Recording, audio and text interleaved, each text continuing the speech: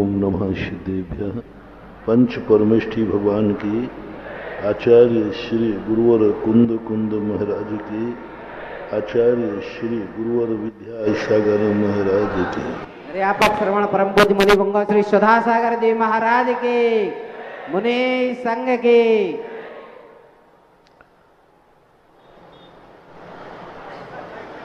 प्रकृति ने कुछ कार्य नियत धारा में स्वयं हाथ में ले लिए, क्योंकि प्रकृति यदि सारे नियम अपने हाथ में न लेती तो शायद कोई उद्दंड प्रकृति की धारा को रोक देता। लेकिन इसलिए प्रकृति ने कहा तुम संसार में रहते हो तो जन्म और मरण तो करना ही पड़ेगा। इसको कोई रोकना चाहे तो ये नहीं रुकेगा। मोक्ष जाते हो बात अलग, संसार में हो तो तुम्हें ये दो तो काम करना ही पड़ेंगे, जीव द्रव्य की अपेक्षा। लेकिन एक बहुत बड़ा अधिकार अपन को दिया, स्वयं को दिया कि जीवन मेरे हाथ में नहीं होगा, कैसा जीवन जीना चाहते हो वो तुम्हारे हाथ में सौंपते हैं। जन्म तो प्रोसेस एक सी है, जन्म का कोई नहीं, चाहे कोई भी हो, बड़ा हो, छोटा हो, गरीब हो, अमीर हो, जो जन्म की गर्भ की प्रोसेस है वो सबकी एक समान है, कोई अंतर नहीं है। वो प्रकृति का नियम है, प्रकृति पक्षपात नहीं करती। गर्भस्थ शिशु की जो प्रोसेस है, प्रक्रिया है 9 माह की, उनमें किसी भी शास्त्र में कहीं भी कोई अंतर नहीं लिखा। सबको एक समान प्रकृति के द्वारा उस प्रक्रिया को पूर्ण कराया गया। मरण की प्रक्रिया भी सबकी प्राय एक सी है जो संसार में रहते हैं। शरीर छोड़ना है तो छूटेगा ही, लेकिन बीच का जो जीवन है यह प्रकृति ने अपने हाथ में नहीं लिया, नियत धारा में नहीं डाला कि तुम्हें ऐसा ही जीवन जीना पड़ेगा। जहां नियत जीवन होता है वहां धर्म की जरूरत नहीं होती, धर्म वहां नहीं होता।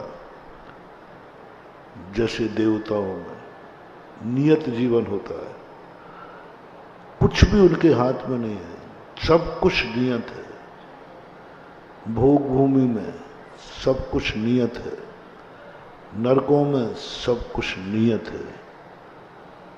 2 गतियां बचती हैं जिसमें कुछ भी नियत नहीं है, जिसे कहते त्रियंच और मनुष्य, और उन दोनों गतियों में ही धर्म होता है। और धर्म का जो परिभाषा है चारित्रम खलु धम्मो, चारित्र होता है। इसलिए जब व्यक्ति के मनुष्य के जीवन की बात आती है तो इसको चयन स्वयं करना है कि मैं जीवन किस तरीके से जीना चाहता हूं। अब इसके तरीके कभी गुरु निश्चित करते हैं, कभी माँ बाप निश्चित करते हैं, और कभी व्यक्ति स्वयं निश्चित करता है। अपन जिस प्रसंग में जी रहे हैं, जिस प्रसंग में अपन चल रहे हैं, आज देखो संस्थान में सभी पढ़े हुए हैं, सभी लोग कुछ ना कुछ पढ़ते हैं। आज तो वैसे ही शिक्षा का युग है, ज्यादातर पढ़े लोग होते हैं, पढ़े लिखे लोग होते हैं। लेकिन उन सब ने भी समय कमाया, आपसे भी ज्यादा समय उन्होंने दिया, लेकिन आज वे अपने जीवन से संतुष्ट नहीं है। उनकी जीवन शैली देखो कितनी विचित्र है। चाहे भली वो IAS ऑफिसर क्यों ना हो, चाहे बहुत बड़ा डॉक्टर क्यों ना हो, बहुत बड़ा इंजीनियर क्यों ना हो, इन लोगों की जीवन में वो संतोषी नहीं है, वो प्रशंसा नहीं है। जिनकी सबकी जो प्रशंसा होती है स्वार्थमयी होती है। डॉक्टर की प्रशंसा होती है क्योंकि वो मरीज को अच्छा कर देता है। इंजीनियर की प्रशंसा होती है कि वो मकान का नक्शा अच्छा बना देता है। जितने भी दुनिया में हैं सब पढ़ाइयों में प्रशंसा उसको जब भी मिलती है जब वो दुनिया के लिए कुछ करता है। लेकिन आप लोगों के जीवन में जो कुछ भी तुमने पाया, दुनिया को तुमसे कुछ मिले या नहीं मिले, लेकिन प्रत्येक छात्र को कुछ ना कुछ जीवन में मिला है। वहां उनको जीवन में कुछ नहीं मिलता यदि पराधीन है उनका सब। बहुत अच्छी परीक्षा की, यदि पास हो गए इंटर में तो नौकरी मिल जाएगी। वहां आत्म उत्थान का कोई मार्ग नहीं है। कला 72 पुरुष की जाब में 2 सरदार, एक जीव की जीविका, दूजा जीव उद्धार। जीव उद्धार और आजीविका, तो आजीविका के साधन तो सारी दुनिया में हैं। उसके लिए तो सरकार, विदेश, कितने कितने स्कूल हैं जहां आजीविका के साधन बताए जाते हैं। लेकिन दूसरा जो साधन जीव उद्धार का है, वो साधन मां दुनिया में कहीं है तो वो है श्रवण संस्कृति संस्थान सांगानेर। जीव उद्धार मैं हर विद्यार्थी से कहता हूं, संस्थान में मात्र नौकरी के लिए नहीं पढ़ना, संस्थान में मात्र आजीविका के लिए नहीं पढ़ना, संस्थान में मात्र हम शास्त्रों का ज्ञान करने इसलिए मत पढ़ना। मात्र वो तुम्हें सब रुगन में मिलेगा, तुम पढ़ाई आत्म उद्धार के लिए करना, वो भी मिलेगा। 2 दिन पहले मैंने एक प्रवचन दिया था कि 3 व्यक्ति मूर्ति बनाते हैं। एक से पूछा, भाई क्या कर रहे हो? बोले महाराज जी करम फोड़ रहा हूं करम। वो झुंझला गया था, झुंझला गया। दूसरे से पूछा, भाई क्या कर रहे हो? महाराज जी बाल बच्चे पाल रहा हूं, पेट पाल रहा हूं। उसको जीवन में रस है, जीना चाहता है, रस है। पहले में तो रस ही खत्म हो गया, वो जीना ही नहीं चाहता। तीसरे नंबर व्यक्ति को, तीनों मजदूर थे, बराबर मजदूरी थी, बराबर सब कुछ था, तीनों अलग अलग मूर्ति बना रहे थे। तीसरे के पास पूछा, भाई क्या कर रहे हो? अरे वो महाराज अभाग्य मेरे, मैं जिनेन्द्र देव की मूर्ति बना रहा। मजदूरी सबको मिलना है, बराबर मिलना है, लेकिन तीसरे नंबर का व्यक्ति क्या कर रहा है? आजीविका भी कमा रहा है और आत्मा का उद्धार भी कर रहा है। महानुभाव, हमें सभी स्नातकों से मेरा कहना है, तुम लोगों को अपनी जिंदगी में तीसरे नंबर का व्यक्ति बनना है। तीसरे नंबर के व्यक्ति के बाल बच्चे पलेंगे कि नहीं? पलेंगे। तुम कहो कि यहां बेरोजगारी, नौकरी कम है। आज संसार में अन्य पढ़ाइयों में जितने लोग बेरोजगार हैं, उतने 25 साल में हमारे संस्थान के बच्चे बेरोजगार नहीं। परसेंटेज निकालो, 2-4-100% तो मैं नहीं कहूंगा, परसेंटेज निकालो। आज कितने इंजीनियर सड़क पे हैं जिनको खाने के लाले पड़े, मेरे से पूछो। कितने डॉक्टर हैं जो आज उनके यहाँ खाने के लाले पड़े हैं डॉक्टरी की। कितने लोग की पढ़ाई खूब पढ़ी। कितने सीए हैं जो आज उनकी रोजी रोटी भी नहीं चल रही, इतनी मेहनत पढ़ाई की। उन सबको सुनकर के जब हम संस्थान के संबंध में सोचते हैं, मैंने कि हमारा इतना परसेंटेज नहीं है जितना परसेंट बेरोजगारी का वहां है। तो आप लोगों को तीसरे नंबर का अपने जीवन को सोचना है कि मैंने जो पढ़ा है वो जीवोद्धार उसमें मुख्य होना चाहिए। आजीविका समस्या का समाधान है, आजीविका बीमारी की दवाई है, आजीविका इस संसार में जीने के लिए एक कहना चाहिए समाधान है, स्वभाव नहीं। एक समस्या का समाधान करना और एक अपनी जिंदगी को स्वभाव को मानना, ये जितने कार्य हैं इस समस्या के समाधान हैं। लेकिन जो हमारा स्वभाव है, जो तुम्हें संस्थान में पढ़ाया गया, जो 5 साल तक संस्कार दिए गए, मैं भी तुम्हें आशीर्वाद देता हूं, समय सार आदि के माध्यम से उपदेश दिया। उसका मुख्य उद्देश्य ये था कि हमारा छात्रावास का व्यक्ति मात्र जिंदगी भर बीमार रहे और जिंदगी भर दवाई खाता रहे, ऐसा ना हो। कभी तो स्वस्थता का अनुभव करे। मैं संसार से सबसे ज्यादा स्वस्थ हूं। पढ़ाई करते समय आपको ये मानना है कि मेरे भाग्य है कि मैं जितने नौकरी में चले गए सब चले गए, ये कभी किसी को सुनाया करो। हमारा एक सबसे बड़ा धर्मात्माओं का, अच्छे पुरुषों का एक दुर्गुण है, जब उनके जीवन में कोई अच्छे करते समय, धर्म करते समय, पूजा पाठ करते समय कोई दुर्घटना घट जाए तो 1000 लोगों को सुनाता, भैया देखा मैं कितना धर्मात्मा था और मेरे साथ क्या हो रहा है, देखो मेरे साथ, मैं नित्य प्रतिदिन अभिषेक पूजन करता था, देखो मेरे साथ क्या हो रहा, 1000 लोगों को सुनाता। कोई धर्म क्रिया करते समय दुर्घटना हो जाए तो वो 1000 लोगों को सुनाएगा।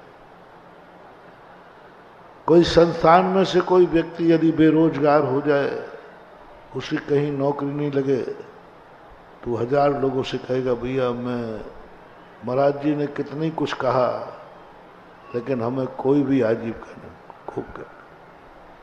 लेकिन एक दूसरा दुर्गुण ये है कि यदि धर्म क्षेत्र में अच्छा हो जाए तो किसी से नहीं भी कहता, चुपचाप हो जाता है। एक बार एक व्यक्ति की शांति धारा, 5-6 लोगों की शांति धारा थी एक साथ। उनमें से एक व्यक्ति की शांति धारा फेल हो गई, मतलब वो उसको अच्छा जो चाहता था वो नहीं हुआ, दुर्घटना घट गई। 4 लोगों की अच्छी हुई। उस एक व्यक्ति ने कम से कम नहीं तो 100 लोगों को सुना दिया, भैया मैंने शांति धारा भी कर ली, मेरा कुछ नहीं हुआ। मेरी निगरानी थी, शिविर की बात थी, मेरी निगरानी थी, देखें ये कितने लोगों से कहता है।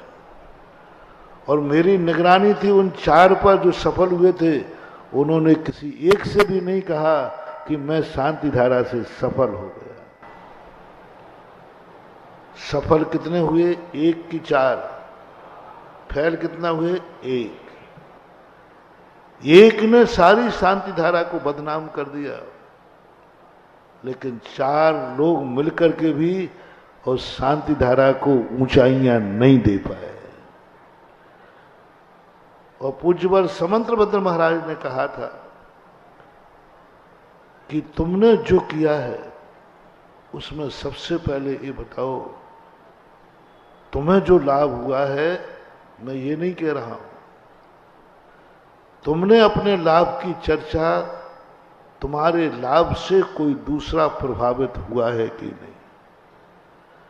संस्थान बहुत अच्छा है, संस्थान की आप बहुत गुणानुवाद कर रहे हो, मैं इससे खुश नहीं हूं।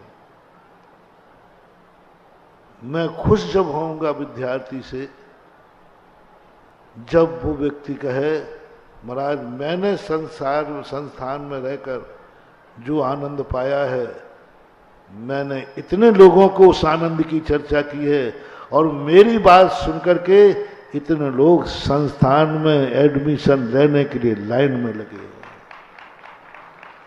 एक व्रत विधान होता है, उसमें उद्यापन होता है।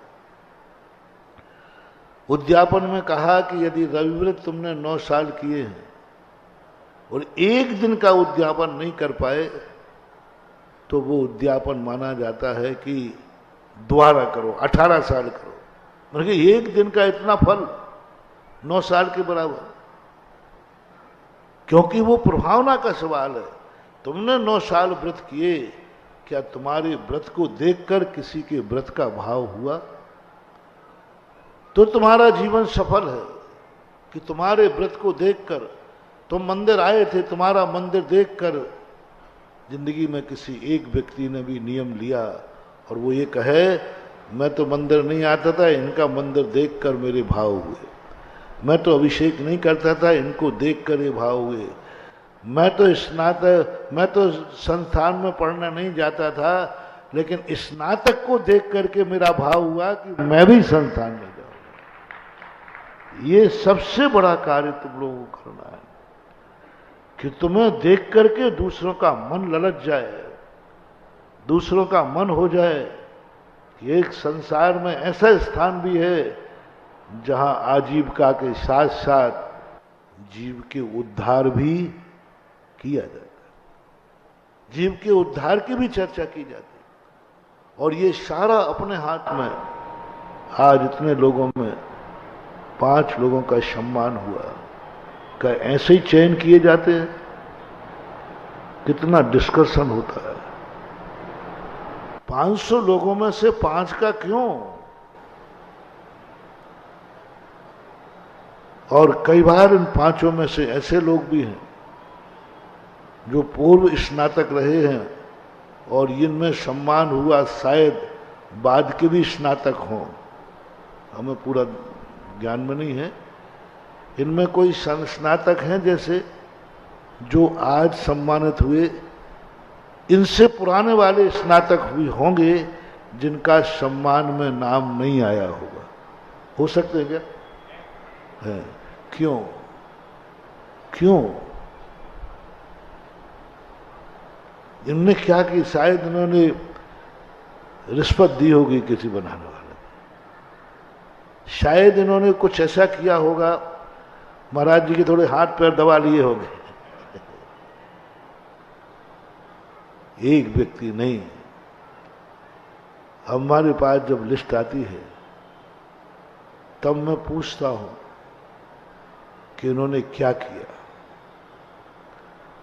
और जब उनके कार्य पूछते हैं तो फिर जहां ये कार्य करके आते हैं उन समाज से पूछता हूं कि वस्तुतः सही है, तब कहीं उस छात्र का सम्मान होता है, चयनित किया जाता है। आप सभी स्नातकों को मेरा कहना है कि तुम लोग ऐसे कार्य करो, ऐसे कार्य करो कि मुझे छांटना मुश्किल हो जाए और अंत में मुझे कहना पड़े एक साथ पूरे 1000 का कर दो। मैं किसको अभी बैठा बैठा काफी जांच रहा था वो 12 वर्षीय कोर्स की। अब 2 काफी ऐसी पड़ गई कि वो बराबर नंबर आए। अब मैंने भी जांचा, अब मैं भी नंबर कहाँ से, मैं तो और कम नहीं कर सकता। अंत महाराज जी एक को तो करना पड़ेगा आगे पीछे। मैंने कहा भैया तुम्हारे आगे पीछे कारण मैं छात्र के साथ अन्याय नहीं करूंगा, ऐसा करता हूं तुम दोनों को ही लाइन डेढ़ में रख दो, अभी दोनों को रख दो। मैंने कहा भाई कम जब दोनों का लिखा है तो किसके साथ? बड़ा अच्छा लगता है जब व्यक्ति ये निर्णय करना मुश्किल हो जाए कि किसको पुरस्कृत करूं। सबके कार्य एक से बढ़कर एक, सबकी जिंदगी के तरीके एक से बढ़कर एक।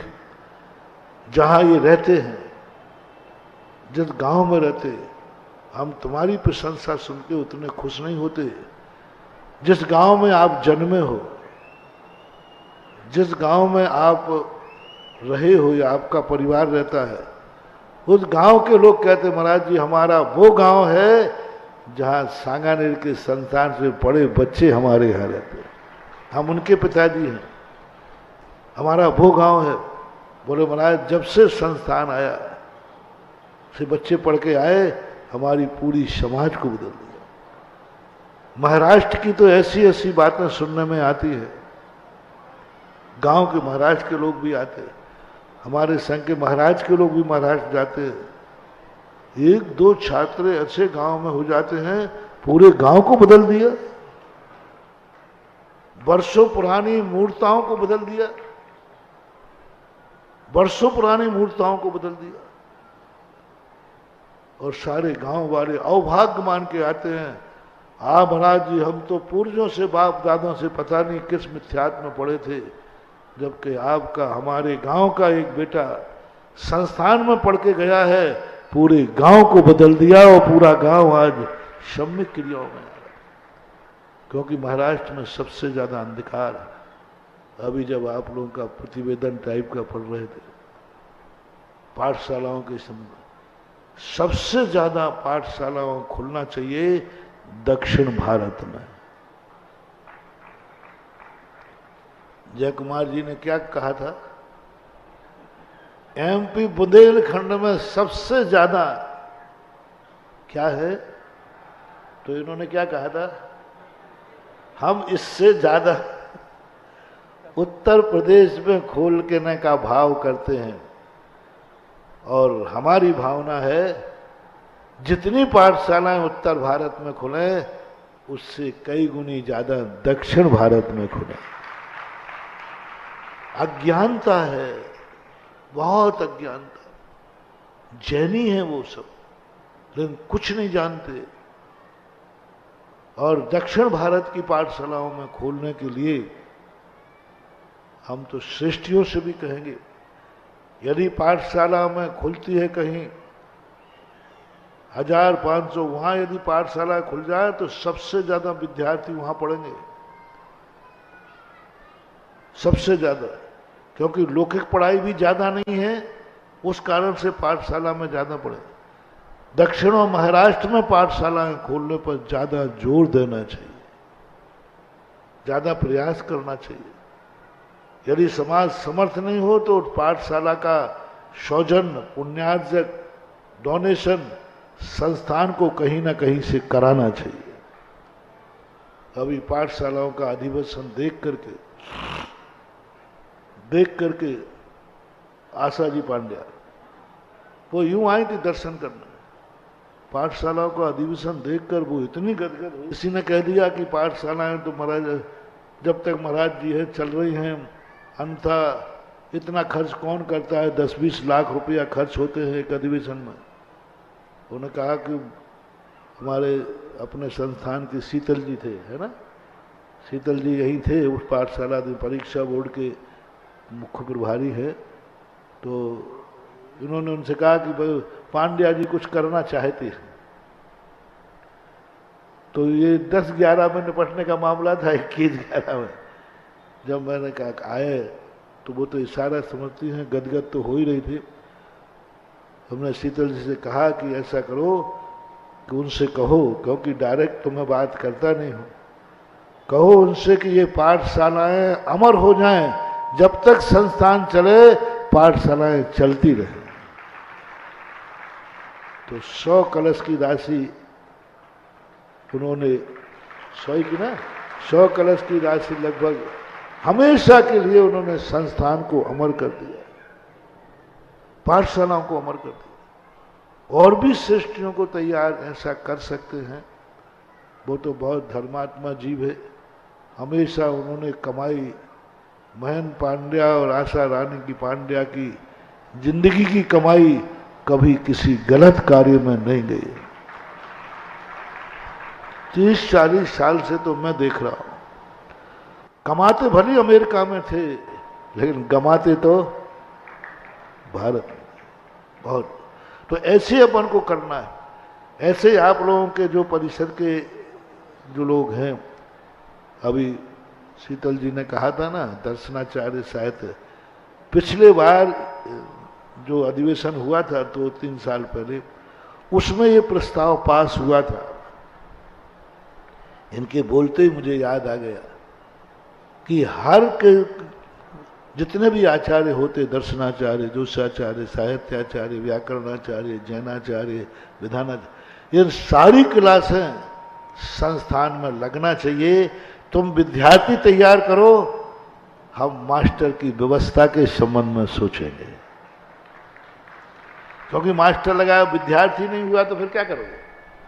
8-10 विद्यार्थी जिस आचार्य में जितने नाम गिनाए थे उन्होंने, उनमें से 8 से 10 विद्यार्थी जिस आचार्य बनने को तैयार हो जाएं, संस्थान उनके लिए संस्थान नहीं, हम दातारों से उनके जो मास्टर पढ़ाने वालों की जो खर्च की व्यवस्था है वो भारत के श्रेष्ठ वर्ग करने को तैयार है।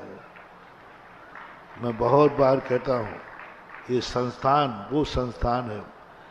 मैंने जिंदगी में इतने तीर्थ क्षेत्रों को आशीर्वाद दिया और इतने नाम हो गए कि अब मुझे नाम खोजने में मुश्किल पड़ती है। उदय कैसे कहते ना, इतने नाम हो गए कि मुश्किल से अब कहां से लाओ। लेकिन उन सब तीर्थों में सबसे बड़ा तीर्थ मैं मानता हूं श्रमण संस्कृति संस्थान संगम।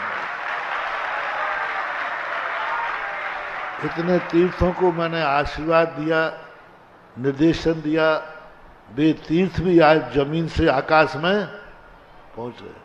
लेकिन जब संस्थान की तरफ देखता हूं तो बहुत गदगद भाव आता है कि ये इस युग में, पंचम काल में ये होना बहुत दुर्लभतम दुर्लभ। दिगंबर जैनियों में कल शाम को शायद या अभी अरुण जी ने कहा था शायद कि महावीर स्वामी के बाद एक साथ जैन दर्शन को पढ़ने वाले इतने बच्चे और बच्चियां कौन सा गुरुकुल था चौथे काल पहले? आगम में तो नहीं मिला। जैनियों का गुरुकुल ओनली नालंदा वगैरह है, ये बौद्धों के थे। जैनियों का कम से कम 1000-2000 साल में तो ऐसा स्थिति कभी देखने में नहीं आई। तो जैसा मुझे आपको देख करके आनंद आता है, गर्व होता है, इस गर्व को आप लोग शाश्वत बनाएं, अविनाशी बनाएं। महाराज जो भावना से आपने हम लोगों को ये उपकार किया है, कभी भी तुम्हारा मन बिगड़े, कभी भी तुम्हारा वचन बिगड़े, कभी भी तुम्हारा काया बिगड़े, कभी भी तुम्हारी संगति बिगड़े, उस समय एक ही बात सोचना कि यदि ये बात महाराज को पता चलेगी तो उनको कैसा लगेगा। क्योंकि तो उन्होंने कितने वजन दे दिया तुम्हें? सारे तीर्थ एक तरफ और श्रमण संस्थान। अब वजन देखना तुम्हारा कितना हो गया, सारे तीर्थों का वजन और तुम्हारा।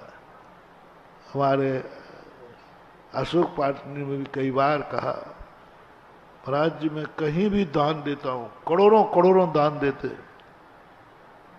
लेकिन जो संस्थान को दान देने में सगुन मिलता है, जो सगुन मिलता है, वो मुझे करोड़ों दान देने में भी नहीं मिलता। वो करोड़ों दान देते, सबको मालूम है, लेकिन संस्थान को जब भी देने का भाव आता है, पता नहीं एक आनंद की लहर दौड़ती है। आपके संस्थान के लिए अपने बहुत बड़े बड़े लोग चले गए, राणा जी, बेनाडा जी, गोधा जी, राजेंद्र बाबू, है ना, और भी बेगसिया जी, और भी चले गए। अपन भी जाएंगे, चिंता नहीं करना है। जाने वालों का तो समय निश्चित है, बस समस्या है उस पद की पूर्ति के आने वालों की। जाने वालों का तो निश्चित, सब जाना है कि नहीं भाई? मुझे भी जाना है, आप लोगों को, अधिष्ठाता महोदय, निर्देशक, गृहाचार्य, सबको जाना है। लेकिन समस्या किसकी है? आने वालों की। कि ऐसे ही आने वालों का भी नियत हो जाए कि ये जाने के बाद ये आ जाएगा तो फिर मजा आ जाएगा, फिर तो कोई बात नहीं, चले जाएंगे। लेकिन जाने वाले कम होते जाते हैं, आने वालों में बहुत मुश्किल होती है। लेकिन संस्थान का चमत्कार बता रहा हूं। बनारस जी गए, कोई विद्वान रहने को तैयार नहीं होते, कोई रहने को। मैंने कई बार कहा संस्थान में, एक विद्वान संस्थान में टिक जाओ, एक विद्वान टिक जाओ। वर्षों से कहते कहते एक ब्यावर के थे अरुण कुमार शास्त्री, इन्होंने जैसे तैसे हाँ कही। मैंने कि तुम्हें कुछ नहीं करना है वहां संस्थान में। अब वो अपनी भाषा बोलती है, कुछ नहीं करना हो तो मत करना, पढ़े रहो, बने रहो, बस वहां एक विद्वान बना रहे। बाद में जब बहनाजा जी का पद खाली हुआ, बहुत प्रयास किया कई लोगों से, विद्वानों से, रिटायरमेंट विद्वान बहुत थे, कोई तैयार नहीं हुआ। जय कुमार ने हाँ भरी, वो भी 50-50 ही। लेकिन अब उनको शुरू में लगता था कि मन लगेगा ही नहीं, अब मुझे लग रहा है कि धीरे धीरे उनका मन भी लगने लगा। शीतल जी तो हैं ही, शुरू से रहे, वो तो शुरू से ही निर्देशक पद को संभाल रहे, शुरू से ही संस्थान के प्रति हमेशा हमेशा तैयार रहते। संस्थान के संबंध में कोई भी कार्य करने की बात कहते हैं तो हमेशा उनको। लेकिन मैंने उनसे एक बार कहा था कि शीतल जी, आप सब छोड़कर संस्थान में रुक जाओ। समस्याएं रहती हैं घर की, हम तो साधु लोग चाहते हैं कि तुम सभी रुक जाओ, लेकिन गृहस्थी की समस्या है। हाँ, वो कह रहे हम संस्थान में नहीं, मैं तो आपके ही पास रुकना चाहता हूं। देखो, संस्थान में रुकने की तो बात अभी मेरे हाथ में है, और मेरे पास रुकने की बात बड़े महाराज के पास की है। और दूसरी बात जो अपने सामने आई, सबसे बड़ी समस्या थी मैनेजमेंट की, कौन संभाले। राणा जी चले गए, गोधा जी, ये दो शक्तियां ऐसी चली गई जो संस्थान के क्या थे, प्राण थे। आज जो संस्थान में जो कुछ देख रहा है वो आप, ये हम कुछ नहीं कर पाए, हमारा कोई हाथ नहीं है। हम शुरू में जब आए थे तब इतना कुछ नहीं था। मात एक गणेश राणा एक ऐसी शख्सियत थे जिन्होंने कभी संस्थान को आर्थिक रूप से कभी भी पीछे नहीं हटने दिया, कभी भी हो। और गोधा जी एक ऐसे शख्स थे जिन्होंने कभी संस्थान पे कभी भी उलझने आई, उन्होंने कहा आप अपना काम करो, उलझन गोधा जी के खाते डालो। गोधा जी को कोई भी अच्छे कार्यों में कोई पूछे या नहीं पूछे, लेकिन जब उलझ जाते हैं तब जरूर। मैं भी आजकल कभी उलझता हूं तो गोधा जी को तुरंत याद कर लेता हूं। मैंने गोधा जी मामला गड़बड़ है, तो वो कहते महाराज जी बुला लो। अब क्या बुला लो। लेकिन बहुत खुशी है कि गोधा जी का काम उनके बेटे ने, सालू ने संभाल लिया। और जब मैं प्रशंसा कर रहा हूं इसलिए कि एसके जैन साहब ने, जब अभी एक समस्या आई थी 10 लाख क्षण पर्व की, कोई भी परीक्षा आदि का, तो शांतिलाल जी को मैंने कहा, एसके जैन साहब को, इस समस्या को निपटाओ। उन्होंने कहा मेरे बस की बात नहीं थी, मात सालू की बदौलत है कि वो पेपर टल गया।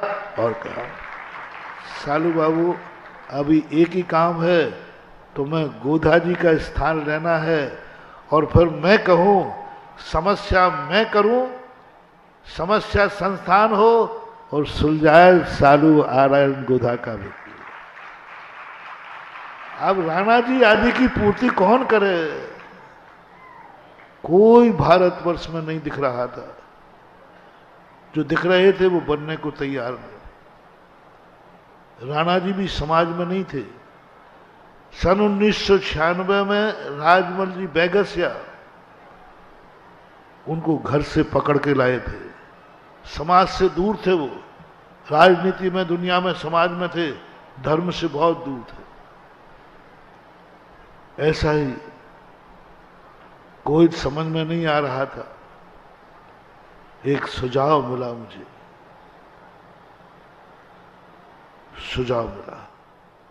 मुझे जयपुर का चाहिए था। एस.के. जैन साहब तो सारे भारत के, और उन तो खनिया धाना आदि तीर्थोदर्थी से संभाल रहे, और उनके डर था कि कैसे हो। प्रमोद पहाड़िया को नाम जब आया तो ये सामाजिक आदमी नहीं है, धार्मिक आदमी नहीं है, ये तो कमाऊ पूत है।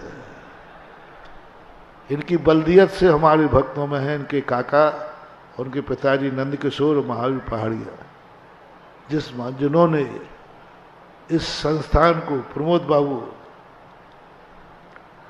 आप फल खा रहे हैं, बीज तो आपके काका ने बोया है भिखारी बन करके। भिखारी की उपाधि मिली थी महावीर पहाड़िया को, जयपुर समाज ने दी थी, भिखारी।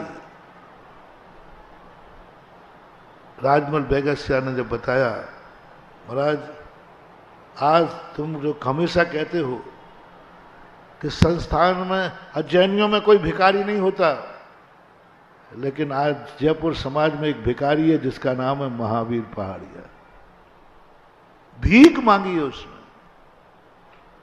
और भीख मांग मांग करके क्या अपमान सहन किए। जिन्होंने अपमान किए उनको कहने की जरूरत नहीं। अब प्रमोद का जैसे नाम आया, मैंने कहा भाई ये तो सामाजिक व्यवस्था है, ये तो सामाजिक आदमी है ही नहीं, कभी समाज में आया ही नहीं, धार्मिक आदमी। और एस.के. जैन साहब ये ऑफिसर आदमी है, और समाज में ऑफिसर आदमी कभी नहीं टिकता, क्योंकि इन बड़े बड़े ऑफिसरों को एस सर और नो सर की आदत पड़ जाती है। जितने बड़े आदमी बड़े पदों से रिटायर्ड होते हैं ना, इनका बुढ़ापा बहुत बुरा बीतता है।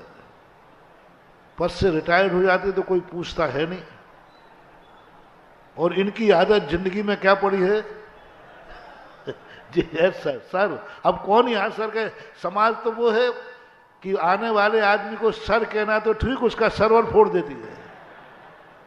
जैन समाज कभी भी समाज के कार्यों में कोई कितना भी बना बने वो सर नहीं बन पाया, और इनको तो सर की आदत बनी।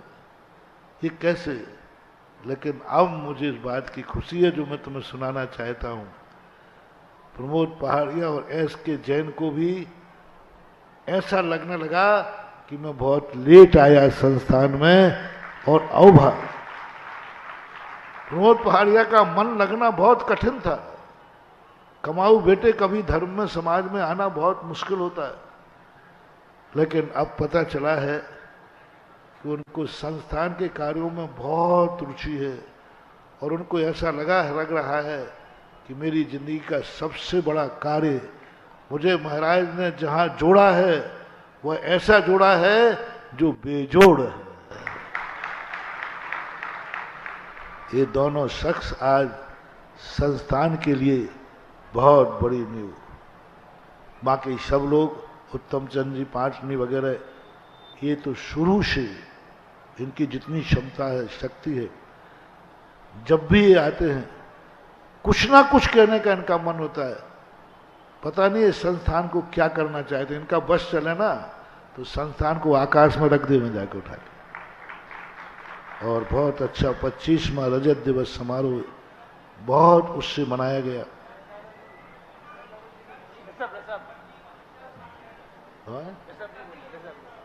बैनरा जी का तो अब कहीं नहीं। बैनरा जी तो इस संस्थान के जब हम बैठे थे, हाँ दीदी, शुरुआत में जो घटना मेरे साथ घटी थी, श्रमण संस्कृति का जो विरोध, जो फोटो का फड़ना, और दिगंबर मुनि का अपमान होना, बस वो दिन तो कभी और सुनाऊंगा, समय हो गया। बहुत बड़ी घटना थी। उस समय शीतल जी प्राचार्य थे संस्कृत विद्यालय के। मुझे चाहिए था संस्थान में रुकने वाला, तो परामर्श मैं आगरा से होके आया था। मैंने कहा मुझे एक व्यक्ति दिखता है, उसको यदि तुम मना लो तो मैं तो मना नहीं पाऊंगा क्योंकि मेरे पद के खिलाफ है। तुम यदि जाकर के आगरा बेनारा जी को लाओ तो ये कार्य हो सकता है जो मेरी भावना है। ये लोग गए, वैगस्या भी साथ हूं, पता नहीं, बेनारा जी ने हाँ किया।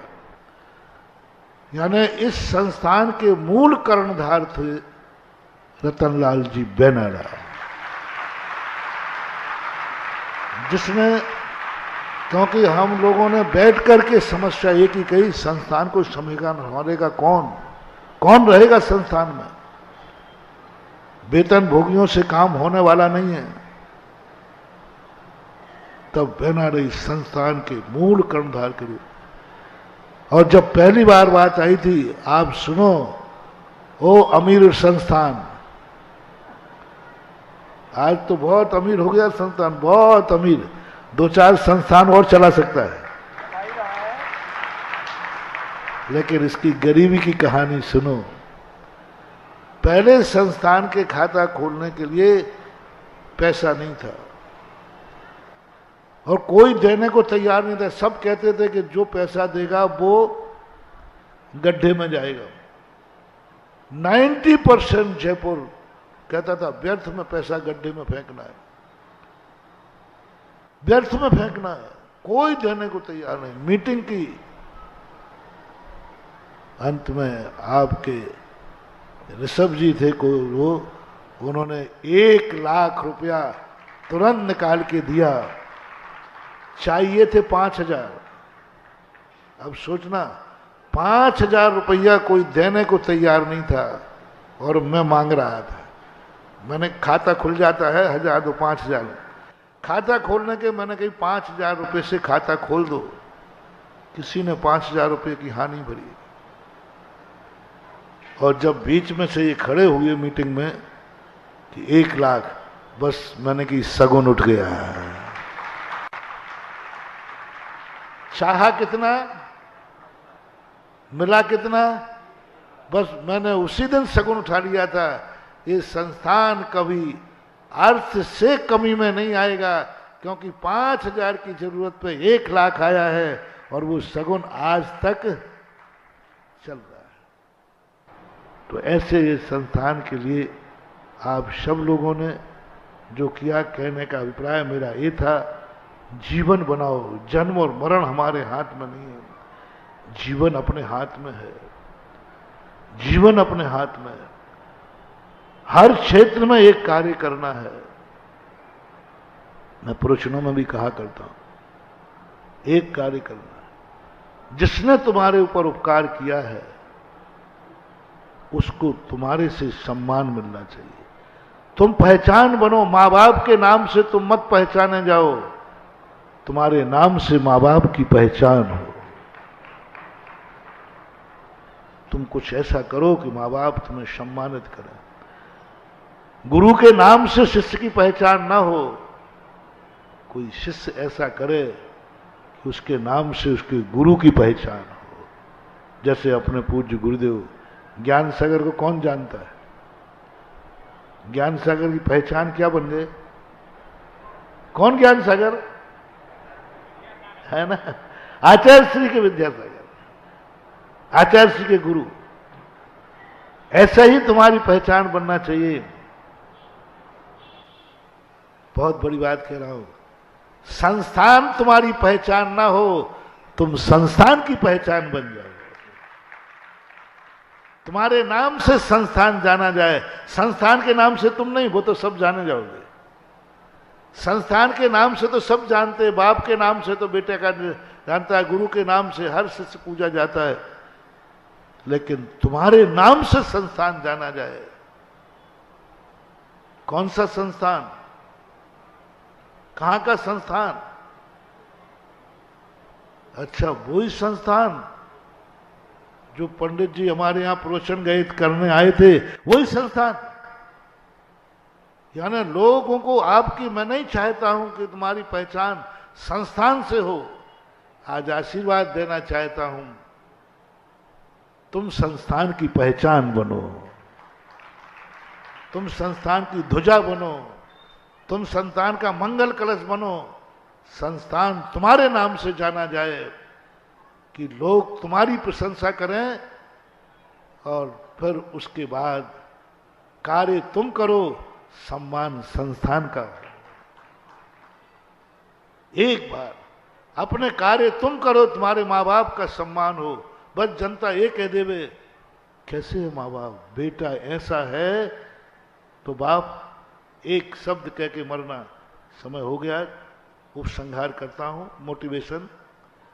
आप यदि किसी माँ बाप के बेटे हैं तो जिंदगी में एक कार्य जरूर करना, जो दुनिया का एक व्यक्ति ये कह दे बेटा ऐसा है, तो माँ बाप कैसे होंगे। बस ये शब्द तुम्हें कुछ ऐसा करना है, कार्य तुम करो, प्रशंसा किसको जाए, बस जाओ, तुम्हारा सपूतपना धन्य हो गया। यदि किसी के चेले हो तो गुरु से तुम्हारी पहचान ना हो। वहां के लोग गुरु को जानते ही नहीं हैं, लेकिन तुम्हारी चर्या, तुम्हारा आचरण देख करके उनके मन में भाव आ जाए, जब चेला ऐसा है तो बोलो ना गुरु कैसा होगा। तुमने क्रिया किया, तुम्हें दुनिया ने जाना, और श्रेय किसको पहुंच गया, गुरु। बस यही तुम्हारे ऊपर लगा लो, तुम्हारा ऐसा प्रभाव समाज में पड़े, ऐसा प्रभाव पड़े कि तुम्हें जानते, कोई संस्थान को जानता नहीं है, संस्थान पता ही नहीं कहां है, लेकिन तुमने ऐसा कार्य किया तो तुम्हारी क्रियाएं, तुम्हारा ज्ञान, तुम्हारा आचरण देख करके लोग कहें जब एक छात्र ऐसा है तो पूरा संस्थान कैसा होगा। तुम्हें देख करके जब ये ज्ञान यहां है, ऐसा है संस्थान है, संस्थान ऐसा है, कैसा है, संस्थान ऐसा है, कैसा है, ऐसा है, कैसा है। मुझे संस्थान का परिचय न देना पड़े। कोई पूछे महाराज संस्थान कैसा है, मैंने कि जहां तुम्हारे यहां स्नातक गया था क्या प्रचंड ने, बोले गया था। मैंने कि जैसा वो है वैसे ही संस्थान है, उसके संबंध में आपकी क्या राय है। जैसा वो है ऐसे ही संस्थान है। यदि उसने कह दिया महाराज जी ओह मजा आ गया, तो मैंने कि संस्थान देख के भी मजा ही आएगा। हर व्यक्ति को आज इस अधिवेशन से संस्थान की पहचान बनना है। संस्थान तुम्हारी पहचान बन के न रह जाए, संस्थान की तुम पहचान बनो, और लोग तुम्हारे नाम से संस्थान को जाने कि संस्थान क्या चीज है, संस्थान में क्या होता है। तुम प्रैक्टिकल हो और संस्थान थ्योरी है। संस्थान में जो पढ़ रहे हैं वो थ्योरी पढ़ रहे हैं, और संस्थान से जो निकल चुके स्नातक ये प्रैक्टिकल हैं, ये प्रैक्टिकल करके फील्ड पे जा चुके। आप लोग प्रैक्टिकल हो, और आप चिंता नहीं करना। मेरे यहां सम्मान करने वालों की कमी नहीं है, मुझे सम्मानीय छात्र चाहिए, और ऐसा विषय बने कि एक दिन संस्थान का हर छात्र इस सम्मान को पाए जो आज 5-6 को दिया जा रहा है। लेकिन कैसे दिया जाता है, क्यों दिया जाता है, मानवा जिस बात को मैं कहे, इनका परिश्रम देखो, इनकी उपयोगिताएं समझो। लोग ये तो कहते हैं कि हमें मिलना चाहिए, लोग ये तो कहते हैं कि आचार्य श्री का ही सम्मान क्या होता है, कि अकेले आचार्य श्री महाराज हैं क्या। दूसरे आचार्य कहते हैं कि आचार्य श्री ही महाराज हैं, क्या हम लोग महाराज नहीं हैं। हमने एक महाराज से कहा था, मैंने कि महाराज जी आचार्य श्री की इज्जत और जयकारे पर तुम्हारी दृष्टि जा रही है। काश इतना उपयोग, इतना टेंशन आचार्य श्री जैसी चर्या कर लेते तो तुम्हारी भी जय जयकार हो जाती। ये तो देखते हैं कि आचार्य श्री महाराज हैं क्या, ये नहीं देखते कि उनकी चर्या क्या है।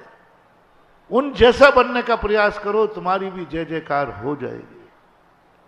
ये तो मन में लगता है कि हमारा सम्मान होना चाहिए, हम भी संस्थान के स्नातक हैं। ये टेंशन करने की अपेक्षा जो इन लोगों ने किया है वो तुम करोगे तो तुम्हें कहना नहीं पड़ेगी, बिना कहे तुम्हारे पास पहुंचेगा कि इस वर्ष तुम्हें सम्मानित किया जाएगा। अब आप इनसे पूछ लेना इन्होंने क्या क्या किया है, अपनी आत्मा से पूछ लेना इन्होंने क्या क्या किया है। बोलो, झूठ मत बोलना। ये जो 5 सम्मान हुए, 6, ये 6 सम्मान हुए हैं, उचित थे कि अनुचित? जोर से बोलो ना। इन्होंने कुछ किया है कि नहीं? बहुत कुछ किया है, बहुत कुछ किया है। कमेटी इनकी गवाह है। कमेटियों ने जब इनकी बात बताई, श्रावकों ने जब बात बताई, सबसे बड़ा प्रमाण पत्र है जहां तुम रहते हो वहां की समाज,